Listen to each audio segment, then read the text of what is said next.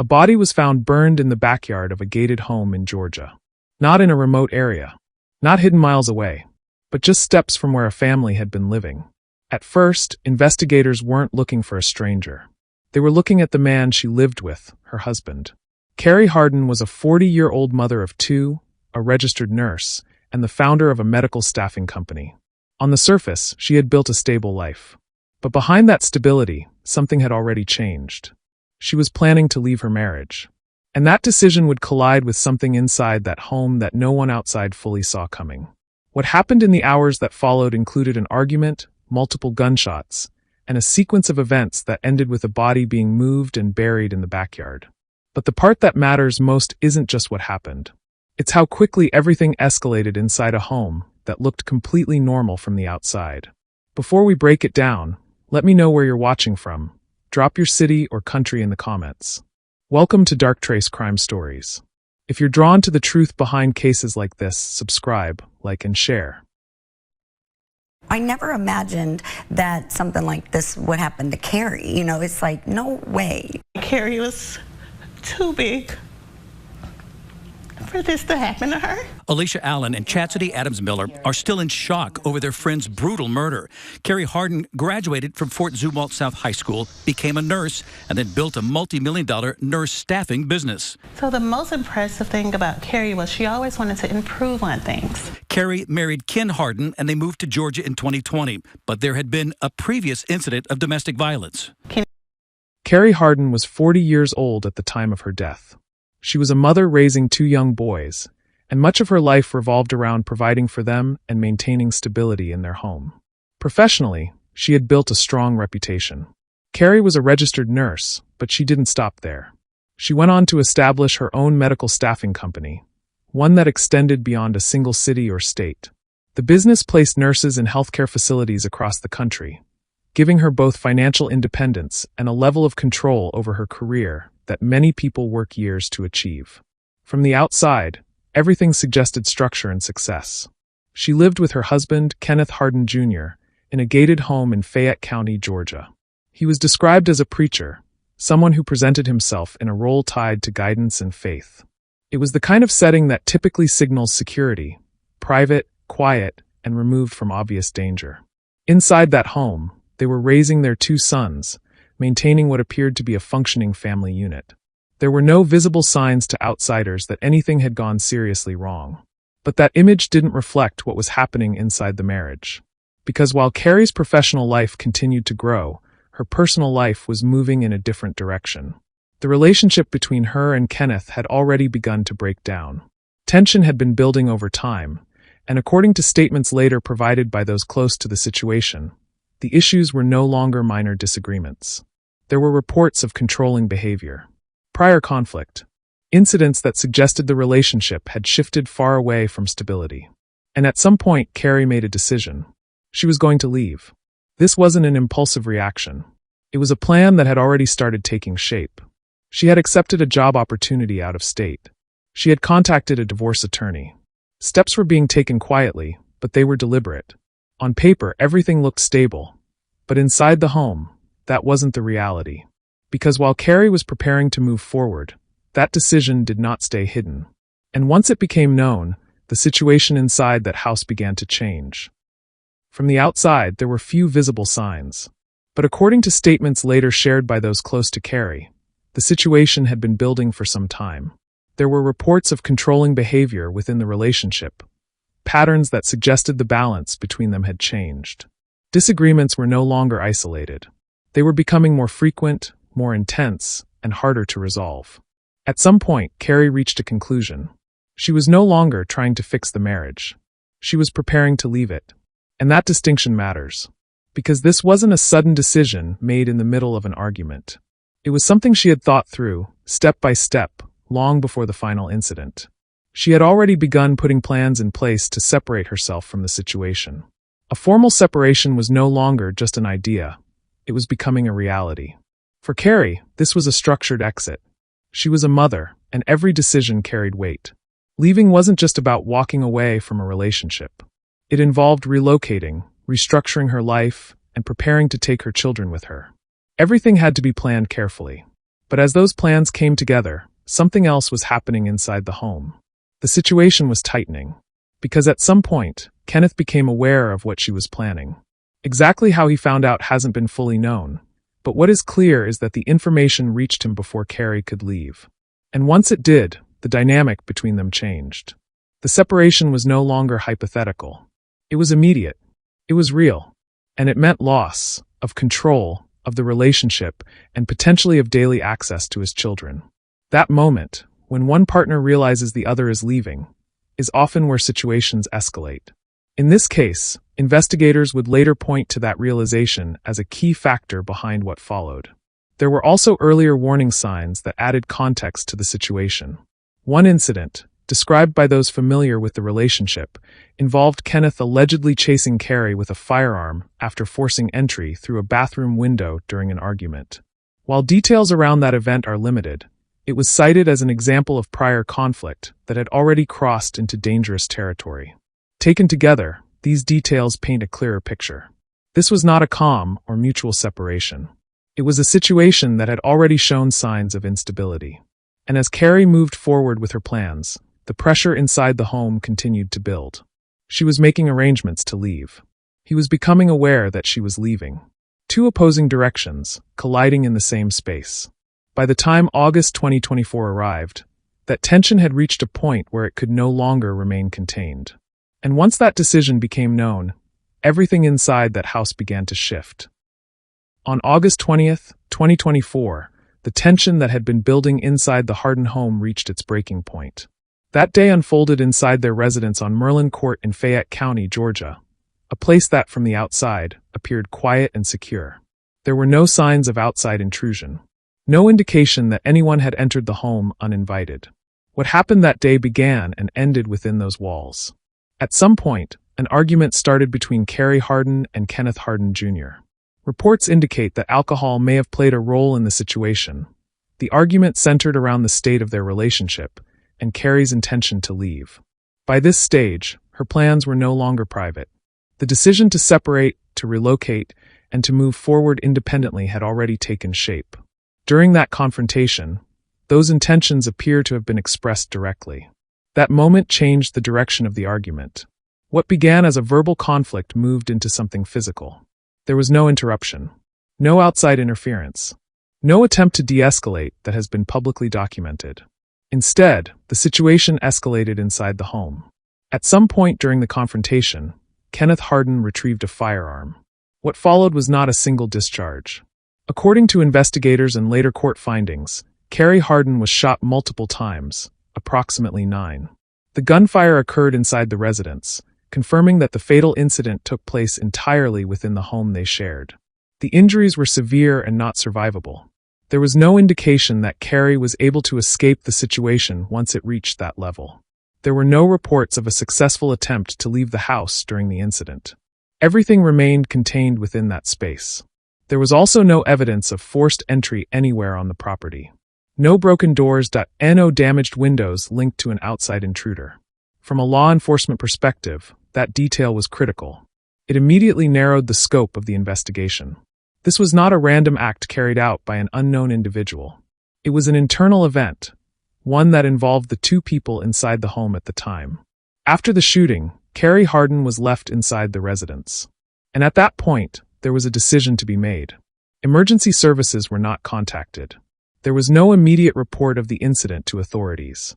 No attempt to request medical assistance. Instead, the situation moved in a different direction, one that would later become a central focus of the investigation. Because what followed the shooting did not end with the act itself. It continued, and the next phase would shift the case from a fatal domestic incident to something far more complex.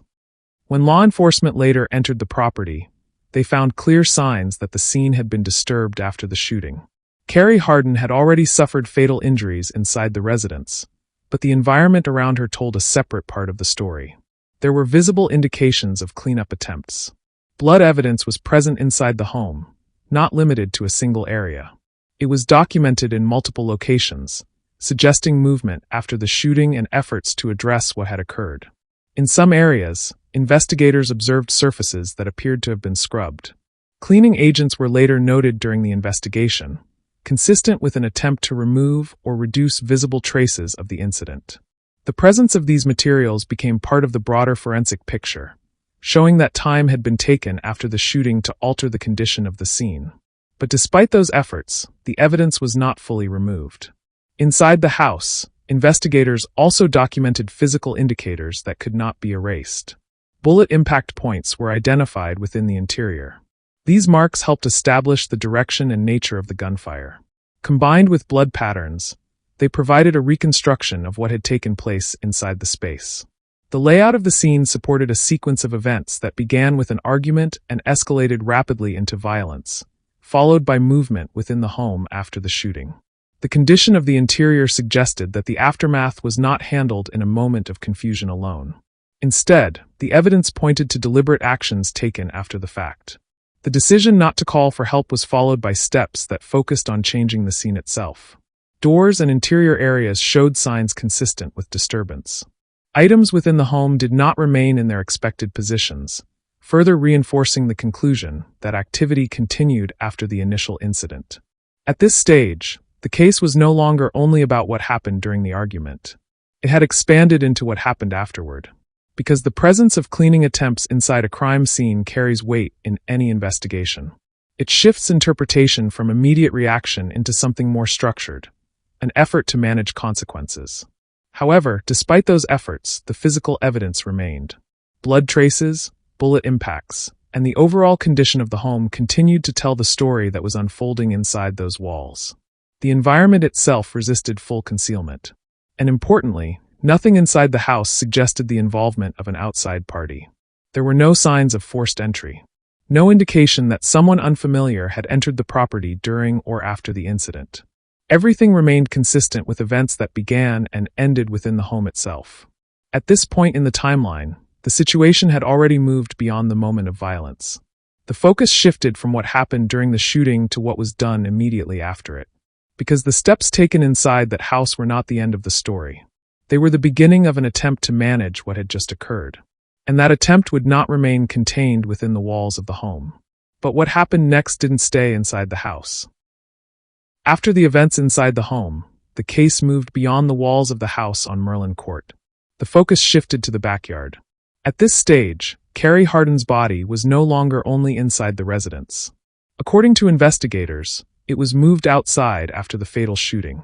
This act marked a clear transition in the timeline, moving from the immediate aftermath of violence to what would later be interpreted as an effort to conceal what had occurred. The body was taken into the outdoor area behind the home. Once outside, further actions were carried out. Reports from the investigation indicate that an attempt was made to burn the remains. The purpose of this step, based on the physical evidence later recovered, was consistent with an effort to damage or destroy identifying features and reduce the likelihood of discovery. But the attempt was not fully successful. After the burning, the remains were placed into the ground in the backyard. A shallow grave was created within the property itself.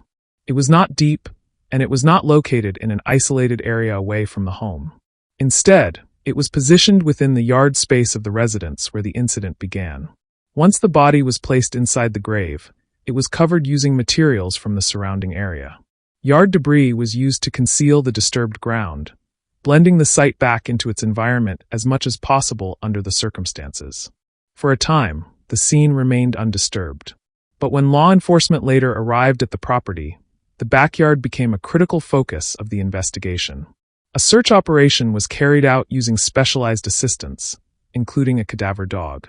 That search led to a specific area of disturbed soil within the yard.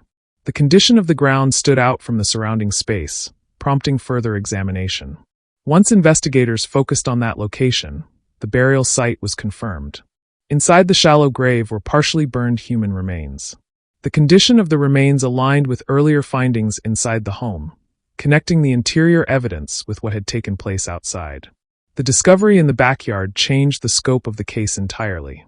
What began as a fatal shooting inside a residence had now expanded into a sequence involving movement of the body, attempted destruction, and concealment on the same property.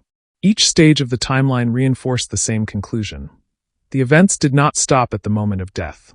They continued afterward, shifting from violence into actions taken to manage the outcome. The backyard, once part of a family home setting, had become the final location in a chain of events that began inside the house and ended beneath the ground just steps away. At this point, investigators were no longer dealing with only a domestic homicide scene inside the home. They were now dealing with a burial site on the same property.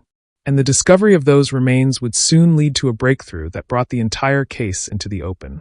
At this point, I have to ask, do you think this was planned, or did it spiral out of control? Let me know what you think. But there had been a previous incident of domestic violence. Kenny had bust out the window to the bathroom to get to her and chased her down the road with a gun. I asked her mother why Carrie never left Ken. She wanted to keep her family together, and she believed that he would stop, that he wouldn't really harm her. From the couple's home outside of Atlanta, hours before her murder, Carrie texted her friend Alicia asking if she could come stay with her. I'm not going to call the police because, I'm just afraid that something bad will happen out of it, and I just want to go to sleep, and I'm going to lay down and hopefully nothing happens. Carrie Harden had taken a job at Cochran VA Medical Center and contacted a divorce attorney. The turning point in the case did not come from a witness at the scene or an immediate police response. It began with a phone call. After the events at the Merlin Court home, Kenneth Harden contacted his father. During that communication, he made a direct admission. According to reports from the investigation and later court references, he confessed to killing Carrie Harden. That admission included acknowledgement that her body had been burned and buried. That single conversation changed the direction of everything that followed.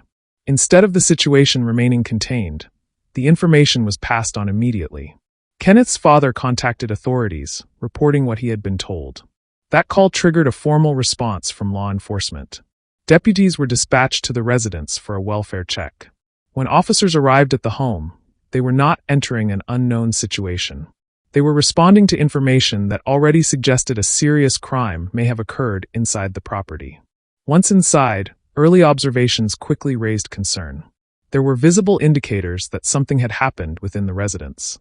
Blood evidence was present inside the home, consistent with a violent incident. In addition, investigators noted signs that suggested attempts had been made to clean or alter parts of the interior. These findings shifted the nature of the response from a welfare check into a criminal investigation. At that point, the focus expanded beyond the interior of the house. Given the information from the confession and the evidence inside, law enforcement extended the search to the surrounding property. The backyard became a primary area of interest. Using specialized search assistants, including a cadaver dog, investigators examined the outdoor space more closely. The dog alerted to a specific area of disturbed soil, which stood out from the surrounding ground. That indication led to a more detailed excavation of the location. The search confirmed what the earlier information had suggested. Carrie Harden's remains were recovered from a shallow grave in the backyard. The condition of the remains was consistent with earlier reports of burning, aligning the findings outside with what investigators had already documented inside the home. At this stage, the case was no longer based solely on the initial report or confession. It was now supported by physical evidence across multiple locations on the property. Inside the house, signs of violence and cleanup. Outside in the yard, evidence of concealment and burial. The connection between these two scenes established a continuous sequence of events occurring within the same residence. Meanwhile, Kenneth Harden was no longer at the property. After the confession to his father, he had already left the area. This added urgency to the investigation, as law enforcement worked to confirm details, secure evidence, and determine his location. What began as a welfare check had now escalated into a full homicide investigation, supported by physical evidence, forensic recovery, and a direct admission from the suspect himself.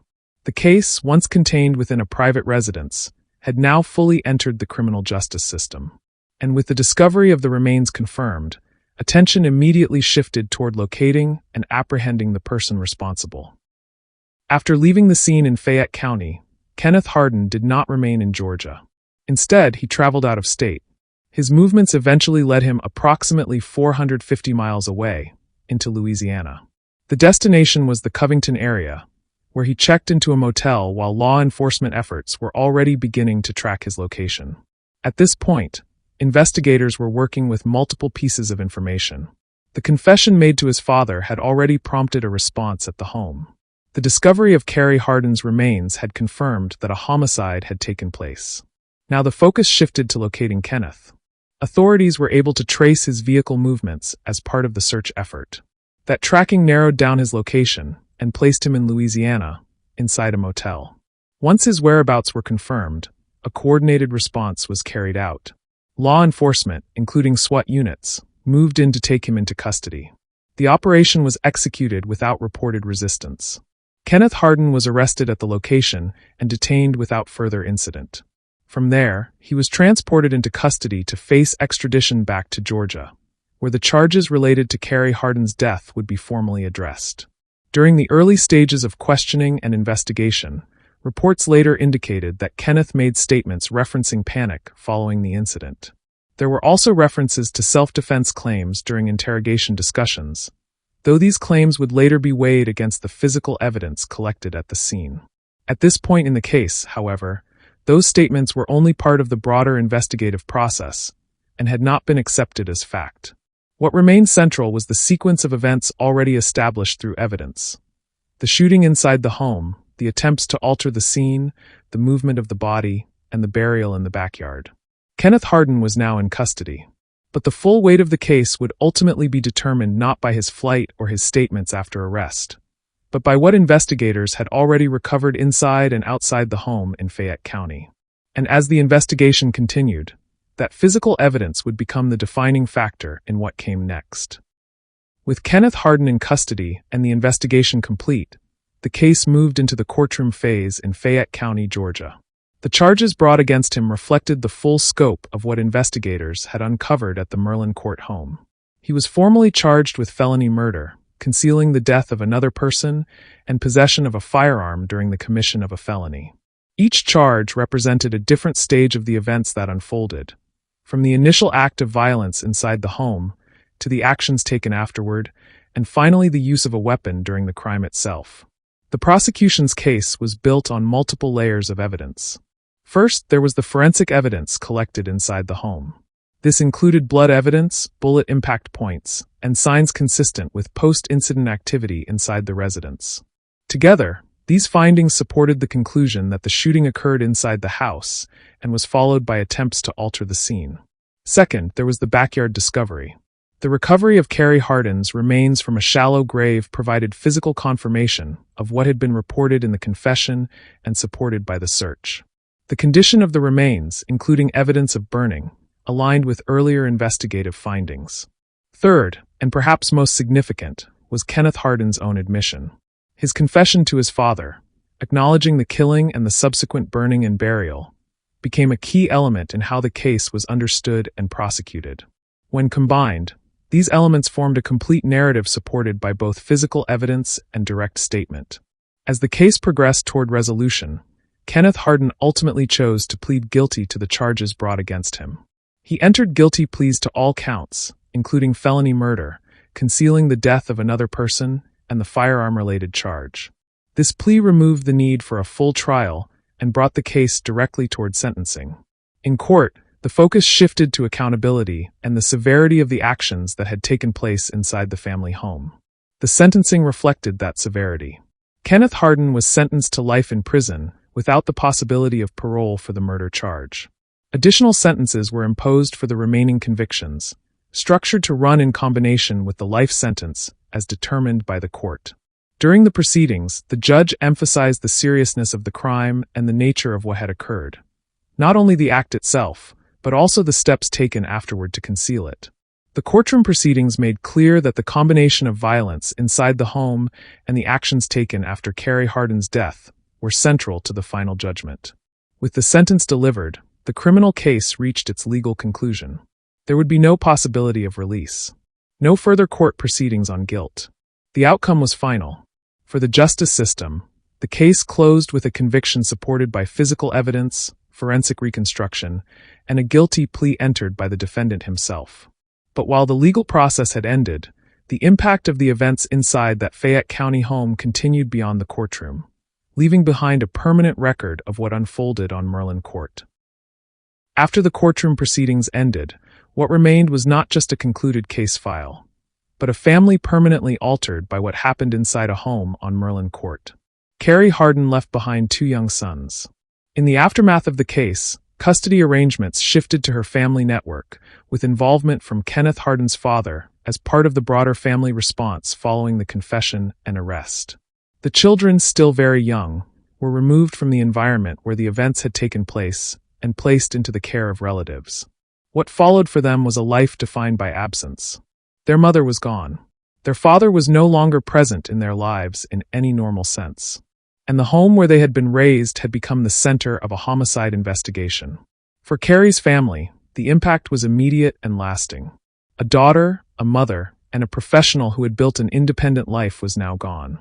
The circumstances of her death meant there was no gradual loss to process, only a sudden, irreversible ending tied to violence inside her own home. The property in Fayette County stood as a reminder of what had occurred there. A gated house that once represented stability had been transformed into a crime scene, then into a courtroom reference point, and finally into a permanent marker of a life interrupted. Inside that space, a marriage had broken down. A decision to leave had been made, and a future that was already in motion never had the chance to unfold. There was no separation in the way it was planned. No relocation. No new beginning in another state. Those steps were overtaken by events that unfolded inside the home before they could be completed. Instead, what remained was a sequence of irreversible actions. An argument, a shooting, an attempt to conceal what happened, and a discovery that brought everything into the open. The legal system closed the case with a conviction and a life sentence without parole. But for those left behind, the outcome did not restore what had been lost. It only confirmed the finality of it. A mother gone, a family reshaped, a home defined by what happened inside it. And a story that ended not with a separation, but with a grave in the backyard. What started as a plan to leave, ended in a backyard grave.